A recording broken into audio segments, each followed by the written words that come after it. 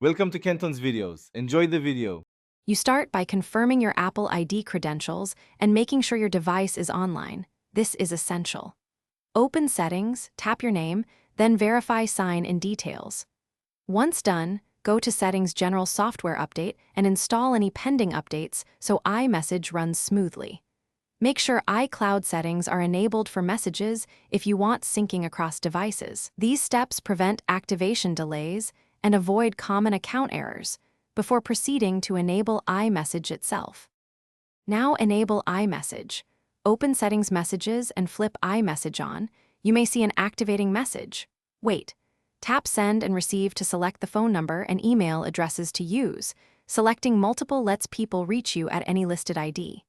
Then, pick the default line under Start New Conversations from so replies use the correct sender.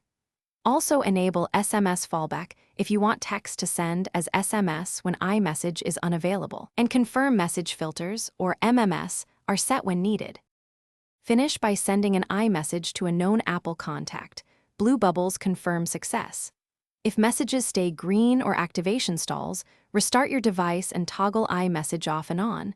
This often resolves signaling issues. Make sure date and time are set automatically, your Apple ID is verified in settings, and carrier settings are current.